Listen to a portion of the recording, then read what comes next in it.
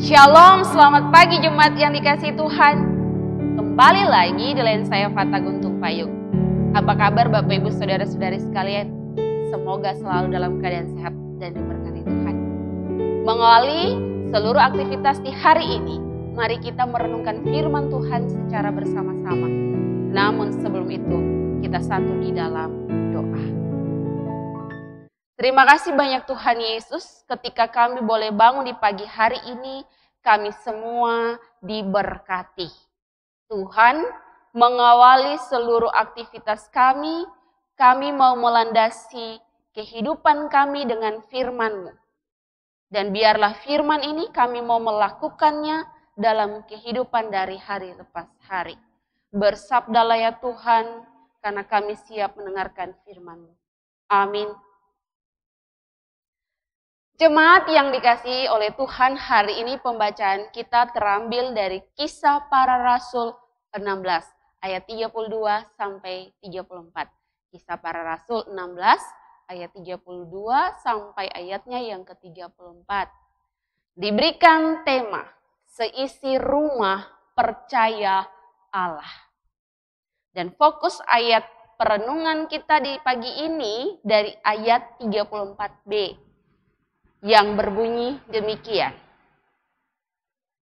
Dan ia sangat bergembira bahwa ia dan seisi rumahnya telah menjadi percaya kepada Allah. Jemaat yang dikasihi oleh Tuhan Yesus Kristus, pelayanan tidak akan pernah terlepas dari tantangan. Untuk itu tetap berdoa dan berserah kepada Tuhan. Karena dengan cara yang demikian, Tuhan turut campur tangan dalam kehidupan pelayanan kita semua. Bahkan, Tuhan akan memberikan mujizatnya bagi kita. Sehingga hal-hal itu pun berdampak bagi orang-orang yang ada di sekitar kita. Hal yang demikian pula yang terjadi dalam kehidupan pelayanan Paulus dan Silas. Ketika mereka membuat para perempuan tenun itu hilang ilmu atau kehilangan ilmu tenunnya, Paulus dan Silas pun dilaporkan kepada pembesar kota di Makedonia. Pada akhirnya mereka dimasukkan ke dalam penjara dan diperhatikan khusus oleh kepala penjara. Di dalam situasi yang demikian, saudara-saudari yang dikasihi Tuhan, Paulus dan Silas tidak berdiam diri. Mereka berdoa dan bernyanyi kepada Tuhan. Itu saudara-saudari bisa lihat dalam ayatnya yang ke-25. Sehingga apa yang terjadi? Allah pun menolong mereka. Dan dapat kita lihat di dalam ayat selanjutnya, yaitu ayat 26. Di mana terjadilah gempa bumi yang hebat, yang membuat belenggu mereka terlepas, ikatan mereka terlepas, dan pintu-pintu penjara terbuka. Sehingga Paulus dan Silas pun bebas dari penjara. Melihat keadaan tersebut, kepala penjara pun menjadi takut. Sehingga ia memutuskan untuk mencelakai dirinya sendiri. Namun Paulus berkata kepada kepala penjara tersebut, untuk jangan celakakan dirimu. Dan kepala penjara pun mendengar perkataan Paulus. Dengan demikian, dalam rasa gemetar yang dirasakan oleh kepala penjara, ia pun tersungkur di depan Paulus dan Silas dan berkata, apa yang harus aku perbuat supaya aku selamat? Paulus dan Silas pun menjawab, percayalah kepada Kristus. Pertanyaan kepala penjara tersebut dijawab Paulus dan Silas di dalam ayat 31. Ya. Saudara-saudari bisa baca di ayatnya yang ke-31. Ya, yang berbunyi seperti ini. Percayalah kepada Tuhan Yesus Kristus dan engkau akan selamat engkau dan seisi rumahmu. Mendengar jawaban Paulus dan Silas, maka kepala penjara dan seisi keluarganya memberikan diri mereka untuk mendengar firman Tuhan dan dibaptis oleh Paulus dan Silas. Dengan demikian, saudara-saudari yang dikasihi Tuhan, dari kisah cerita ini kita semua belajar, Bapak Ibu dan saya belajar bahwa Tuhan menyertai setiap para pelayan yang mau melayani dengan sepenuh hati serta taat dan setia.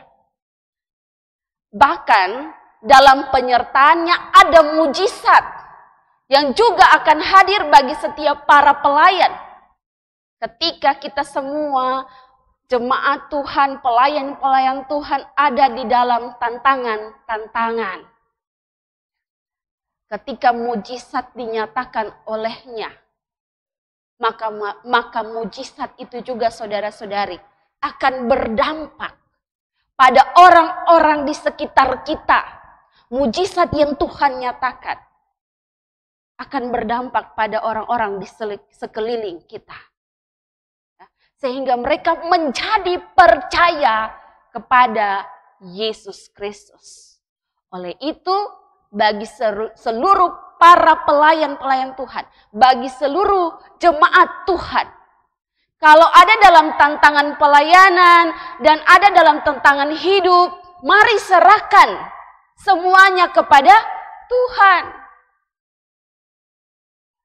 Cara menyerahkannya seperti apa? Belajar dari Paulus dan Silas. Mereka berdoa dan menaikkan puji-pujian.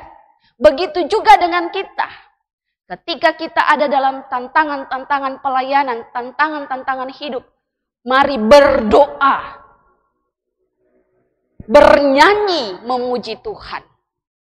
Dengan cara yang demikian, Tuhan turut campur tangan di dalam setiap realita hidup yang Bapak Ibu saudara-saudari dan saya alami. Dan ketika Tuhan turut campur tangan, bukan hanya tentang kita yang akan mendapatkan dan merasakan mujizatnya. Tapi orang-orang yang ada di sekitar kita, yang ada di sekeliling kita juga merasakan mujizat Tuhan. Dan mereka mau menaruh seluruh kehidupan mereka, menaruh seluruh harapan hidup mereka, seisi rumah tangga mereka.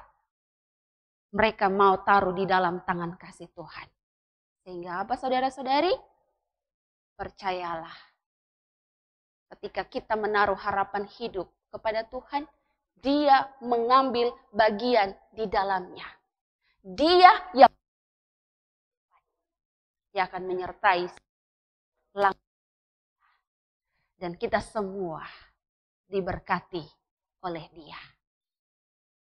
Demikianlah renungan firman Tuhan kita di hari ini untuk mengawali seluruh aktivitas kehidupan kita.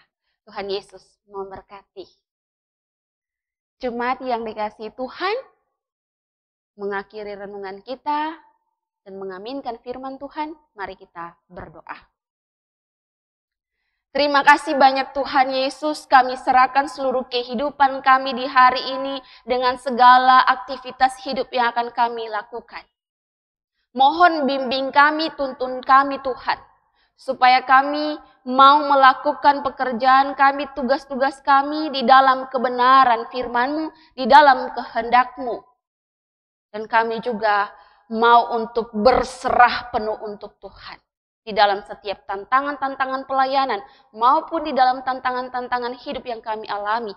Kami sungguh-sungguh berdoa dan bersyukur memuji memuliakan nama Tuhan di sekitar kami sehingga penyertaan Tuhan, kuasa Tuhan nyata atas hidup kami semua. Terima kasih banyak Tuhan Yesus Kristus Allah yang hidup yang akan selalu menuntun dan memimpin kehidupan kami dari hari ini terus kekal sampai selama-lamanya. Haleluya. Amin.